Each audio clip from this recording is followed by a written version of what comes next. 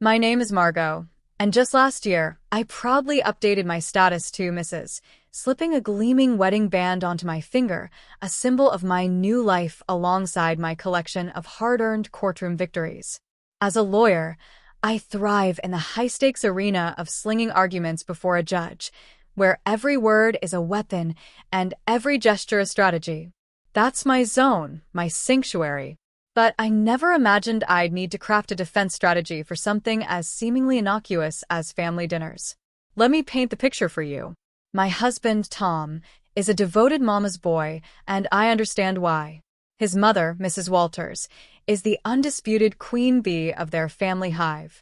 She raised Tom and his sister, Sarah, single-handedly, a feat that deserves nothing short of admiration. The woman is a force, a whirlwind of determination who built a fortress of love and discipline around her children. Sarah, on the other hand, is a different story. She carries herself with the air of someone who believes the universe orbits around her, her confidence bordering on arrogance.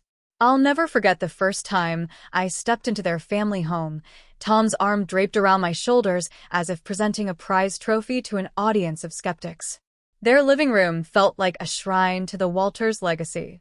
Framed photos of Tom and Sarah adorned every surface, smiling in school uniforms, posing at graduations, laughing on beach vacations.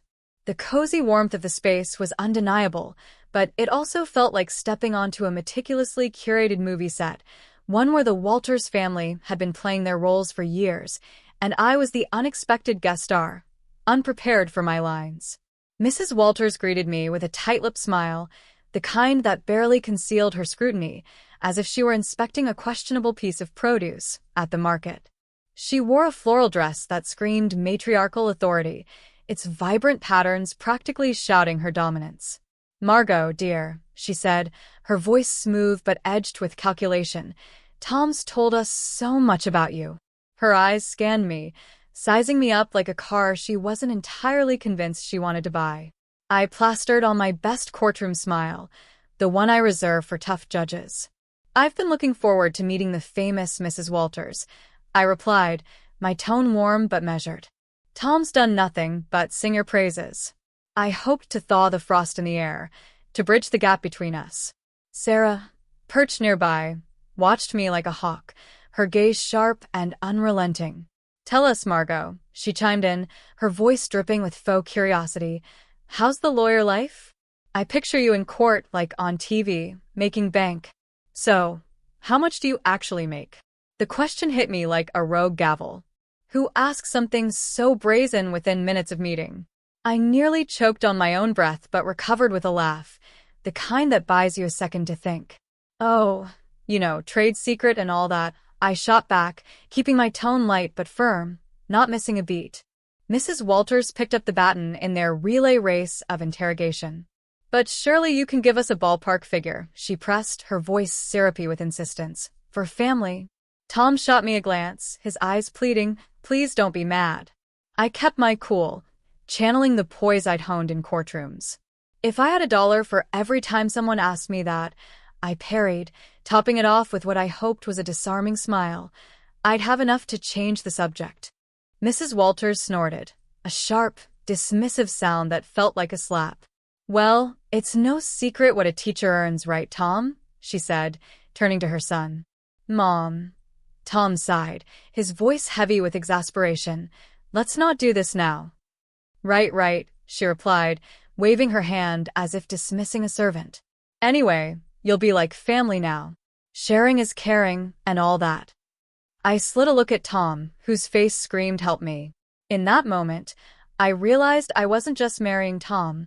I was enlisting in a low-key domestic Cold War, where alliances were shaky and the battle lines were drawn over dinner plates. A couple of weeks later, I stood in our kitchen, an apron tied around my waist, a pot simmering on the stove as I attempted Mrs. Walters' famous chili recipe, a sacred family heirloom, according to Tom. The aroma of spices filled the air, but my peace was short-lived.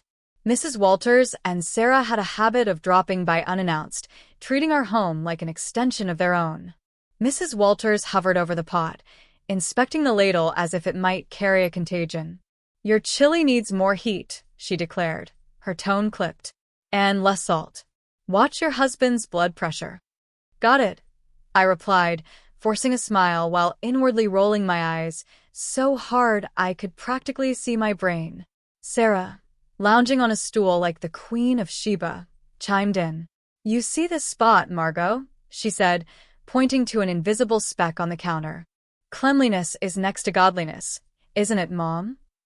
Mrs. Walters nodded, as if Sarah had just quoted scripture, and I could practically hear Sarah high-fiving herself in her head. Funny, I said, swiping the non-existent spot with a cloth. I cleaned this place this morning. Must have missed that one.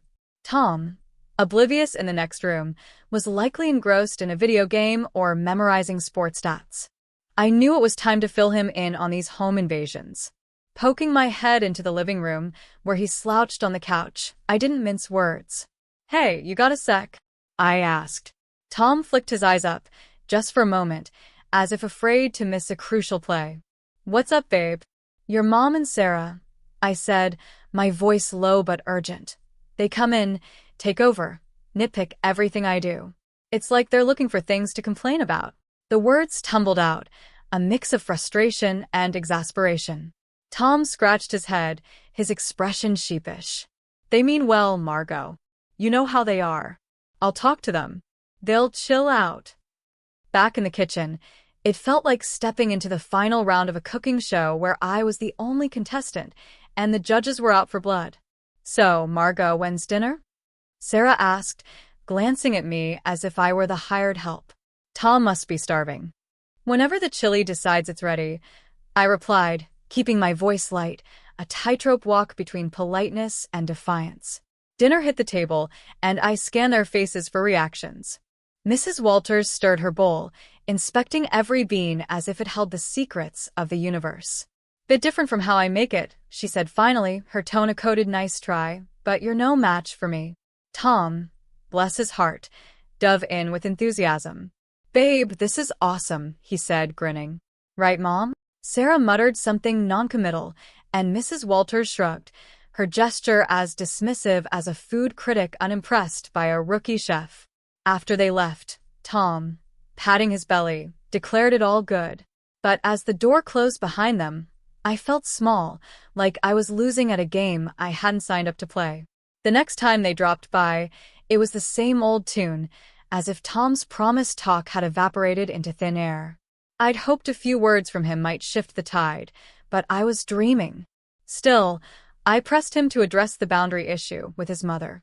I thought navigating the courtroom was the hard part, but fitting into Tom's family? That was the real challenge. They had their own idea of family, and I wasn't in it yet. One evening, as the clock seemed to tick slower than syrup dripping from a bottle, my phone buzzed with a call that made my heart sink. Mrs. Walters again. Margot, she said, her voice stern, cutting through the line like a blade. You think you can just snatch Tom away from us, huh? Her words stung, sharp as vinegar on a paper cut. I glanced at Tom, hoping for a flinch, a sign he'd heard her tone. Nothing.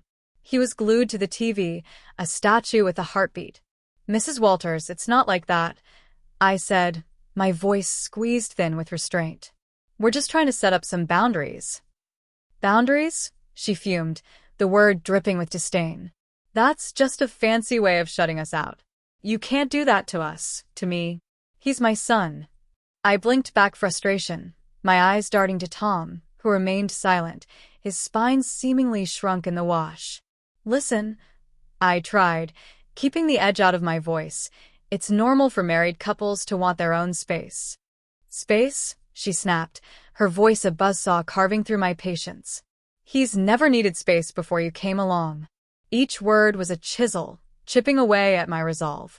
I stood there, caught in the crossfire of a family I was still learning to navigate, wondering if this was what married life would be, a constant defense against a family that saw me as an outsider. The tension in our home was palpable, like a storm cloud hovering just before the rain.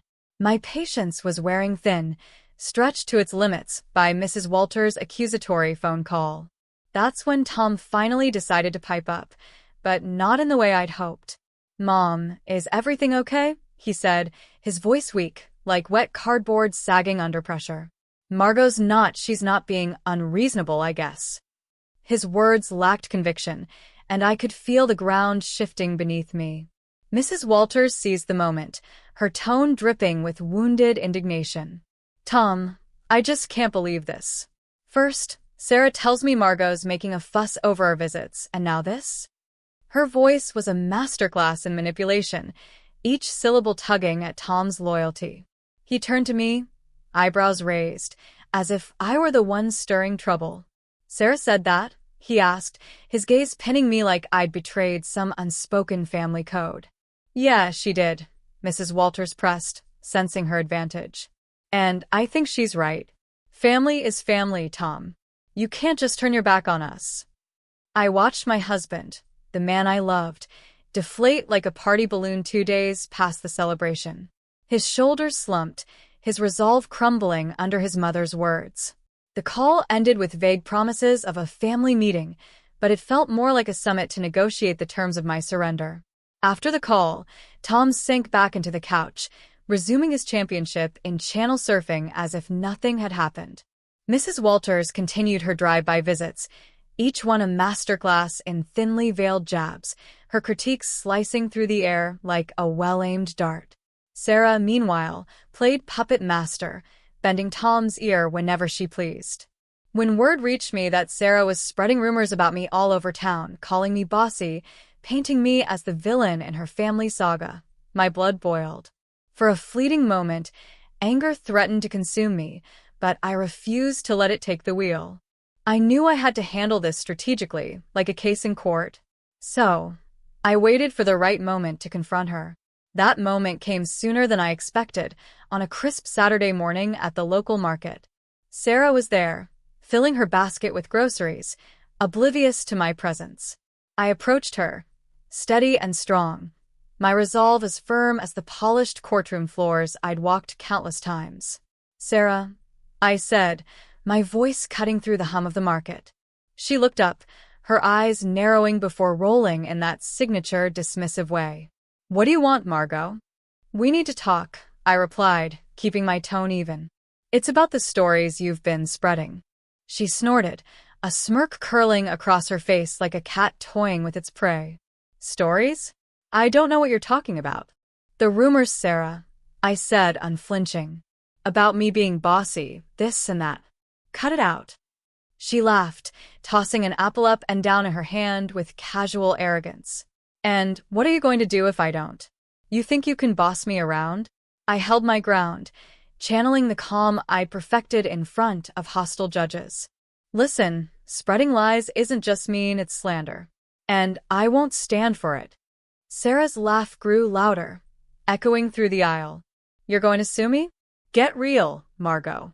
You ain't got the stomach for that. People's reputations are at stake.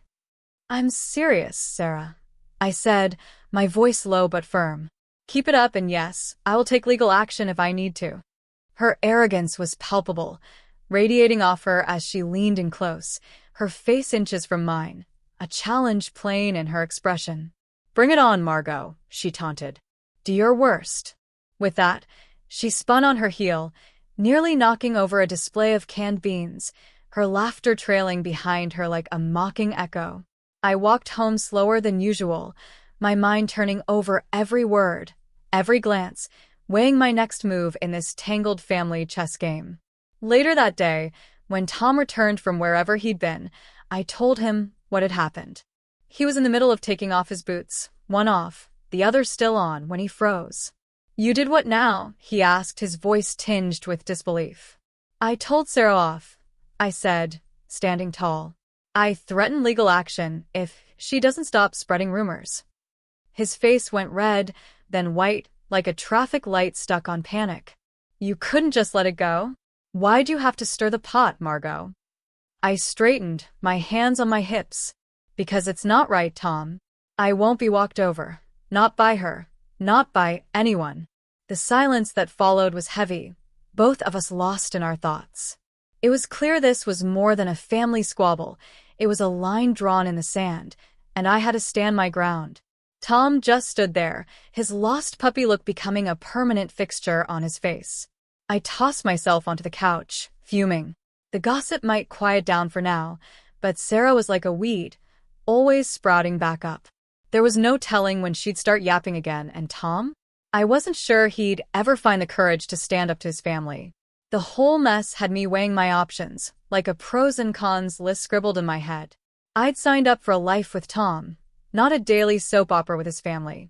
The word divorce started rattling around in my mind, clanging like loose change in a dryer. Then, as if on cue, my phone rang. It was Mrs. Walters, the town's self-appointed gossip queen and Sarah's godmother. "Margot, dear," she chirped, her voice as sweet as a poisoned apple. "We're throwing a little shindig for Sarah's engagement at Luigi's next week. We'd love to see you there." Her tone was all fake nicety, the kind that practically screamed, "I dare you to show up." I hung up, staring at the silent phone, my instincts screaming that this was a setup. Tom was already on edge, and now this? I couldn't help but blurt it out. "Guess who's got plans for us next week?" He was sitting at the kitchen table, his forehead creased like he was trying to iron it out with sheer thought. "Who's scheming now?" he asked, his voice wary. "Your sister's engagement party," I said flatly. "We're invited, courtesy of Mrs. Walters." His face paled, the crease deepening. "Oh, hell." "Yeah, oh hell sounds about right," I replied, crossing my arms. "So, what's the play here, Tom? Do we roll over and play nice, or what?" He was quiet for too long, his hesitation stoking the heat rising in my chest. "Come on, spit it out," I pressed. Tom finally looked up, his eyes serious.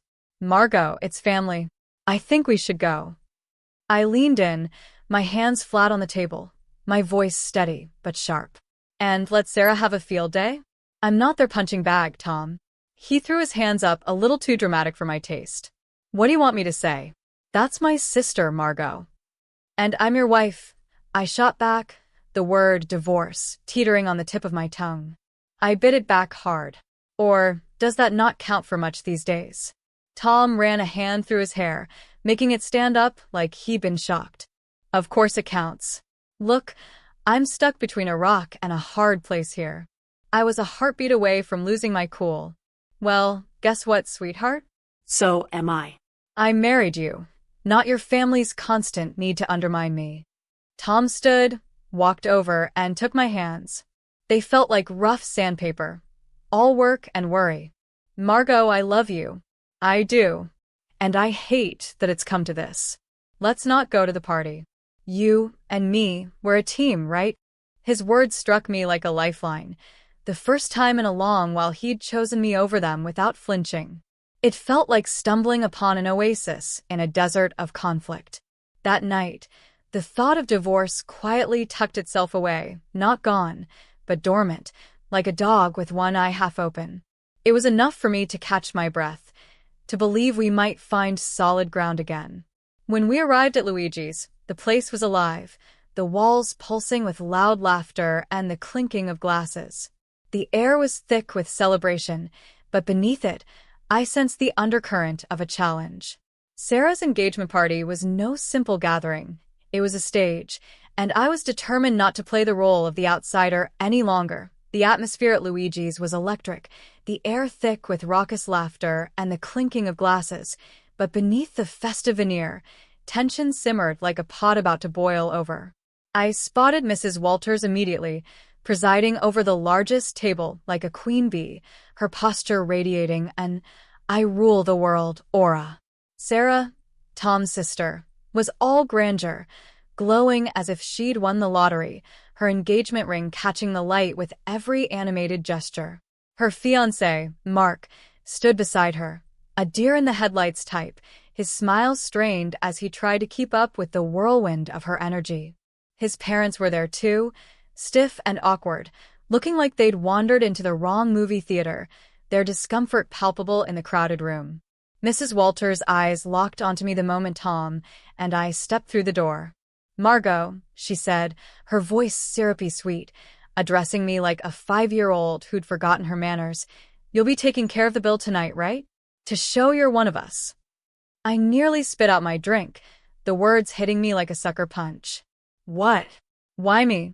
I asked, my voice sharp with disbelief. The table fell silent, all ears tuned in, the air crackling with the anticipation of drama. Mrs. Walters stretched her smile, a calculated curve that didn't reach her eyes. Tradition, sweetheart, she said, her tone dripping with condescension. The newest family member always shows their commitment. My jaw clamped shut, so fast I was surprised I didn't chip a tooth. Commitment? This sounded more like a shakedown. The table was a gallery of spectators now, their faces lit with the eager glow of an audience sensing a showdown. Mrs. Walters puffed up, feigning offense as if I'd slapped her. Excuse me? That's uncalled for, she said, her voice rising for effect. Tom leaned in, his voice barely more than a whisper, urgent and pleading. Just do it, Margot. It's not a big deal. A big deal? I fired back, my whisper turning into a snarl. No thanks, Tom. I'm not anyone's piggy bank. His face hardened, his voice dropping to a hiss, clear and cold. Pay the damn bill, Margot, or we're through. I mean it. My laugh was sharp, like a wire snapping under pressure. You're not serious, I said, staring him down, searching for a crack in his resolve. But his face was stone, his mouth a tight line. You think I'm playing? He replied, his voice low but deadly serious. Family first, Margot. I shook my head, the question burning in my chest. And where do I fit, huh? It was showdown time, and even Mark and his parents were watching, their faces a mix of shock and confusion, silently screaming, what the hell's going on? I pushed back my chair, the scrape against the floor cutting through the din, and stood, my voice steady like a hammer on steel. No, I ain't doing this dance, I declared, loud enough for the whole table to hear. Gasps rippled through the crowd, some whispering, others wide-eyed. Tom's face cycled through red, white, and red again, like a stoplight short-circuiting. Mrs. Walters looked like she might choke, her hand clutching her glass as if it were a lifeline. I walked out, the cool night air hitting me like a wave of freedom. The door slammed behind me, my heart racing like it was running a 100-yard dash. Tom had flung the word divorce like a grenade, but I wasn't the one who'd pulled the pin. I found myself in a dimly lit bar down the street, a hole in the wall with the faint smell of old beer and worn wood. I settled onto a stool, a glass of something strong in hand, when my phone rang. It was Tom. For a moment, I considered letting it ring, but curiosity won. Margot, listen, I'm sorry, he said, his voice rushed and apologetic. I didn't want to say divorce. Before I could respond, Sarah's voice blasted through. The phone clearly snatched from Tom's hand. You've ruined my engagement dinner, you selfish. Her venom was cut off by the chaos in the background. Mrs. Walters' voice rose above the fray, shrill and indignant. Why should I pay? He's your son. You pay the bill. I won't have my daughter married into a family that doesn't know how to treat. The noise from Luigi's spilled through the phone like a bad sitcom without a laugh track. Everyone arguing. No one willing to pick up the tab. I pushed away from the bar, my anger giving way to a clear, calm resolve. Sarah, chill out, I said, my voice steady. Your mom's the one making a scene, not me. Hang up, Margot. Tom's faint voice pleaded, barely audible behind Sarah's ranting. No, she needs to, Sarah continued, but I was done playing their game. I ended the call, the screen lighting up with a string of missed calls and texts, all dripping with guilt and blame. I swiped them away, ordering another drink from the bartender, who poured it without a word, his nod a silent acknowledgement of my need for space. The bar's low murmur enveloped me, a stark contrast to the chaos I'd left behind. My phone lit up again, Tom, relentless as ever. I flipped it face down, letting it go to voicemail. Talking was futile when his family was spiraling off the rails.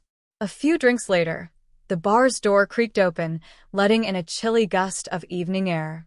I didn't look up, it didn't matter who was coming or going. My mind replayed the night's events, the ultimatum Tom had thrown at me, the way his family had tried to turn me into their bank. I picked up my phone and typed a text, my fingers steady despite the storm in my chest. "Tom, we're done," I wrote. "Sarah can think what she wants, and your mom can deal with her own damn bill. I won't be part of this circus anymore." I hit send, and when the phone rang again, I shut it off. I was tired of the arguments, the demands, and above all, tired of feeling alone in a partnership that was supposed to have my back. When the room stopped spinning and my head cleared, I knew what came next. It was time to move forward, even if it meant doing it alone. No more games, no more being the scapegoat for a family that couldn't see past their own drama. I walked out of the bar, leaving the noise and the night behind. The air was colder now, the city lights blurring into the encroaching darkness. The road ahead was uncertain, but for the first time in a long while, it was mine to take. That evening at Luigi's exploded into a spectacle no one could have predicted. Mark, Sarah's fiancé, had reached his breaking point with the drama and called off the engagement right there, dropping the bombshell in front of everyone. Sarah's face crumpled, her confidence shattered in a way no one saw coming. Mrs. Walters went off the deep end, her voice rising to a banshee's wail, screaming about disrespect and no consideration. The chaos was something out of a trashy daytime talk show, chairs practically flying as Mark's parents looked ready to call 911. Meanwhile, I was done. I filed for divorce, cut phone ties, ignored Tom's calls, and deleted his messages. The last I heard, he, Sarah, and Mrs. Walters were holed up in the same house, probably driving each other up the wall. As for me, it felt like I'd finally stopped holding my breath after years underwater. Life was simpler now. The weight of their drama lifted. That chaotic evening at Luigi's was still the talk of the town whenever I bumped into old acquaintances, but it was getting old, their whispers fading into background noise. Now, I'm living my best, most peaceful life.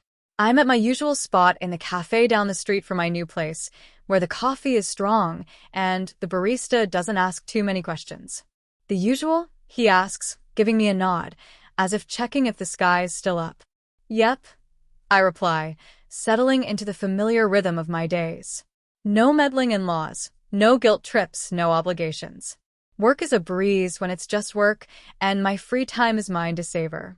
I curl up on my couch, that one piece of furniture that's followed me through every move, its spring shot to hell but molding perfectly to my back. I flip on the TV, some crime show where the bad guys are caught by minute 40 and the peace washes over me. Not eerie or lonely, just pure, unadulterated peace. Each night, as I hit the pillow, it's with a quiet sense of triumph. I did it. No pat on the back needed. I know my worth, and I'm finally living like it. Over lunch, my phone dings. A message from an unknown number, probably Tom borrowing someone's phone to reach out. I delete it without reading. Not today, Satan. Not ever. They used to say I'd regret this, but here I am, not a single regret in sight. The day stretches out, cozy and fine, ending with a glass of something smooth and a book I've been meaning to read. The heroine's tough but fair, and as I turn the pages, I can't help but smile. She reminds me of someone I know. Please feel free to comment below if you liked this. Remember to like and subscribers for more.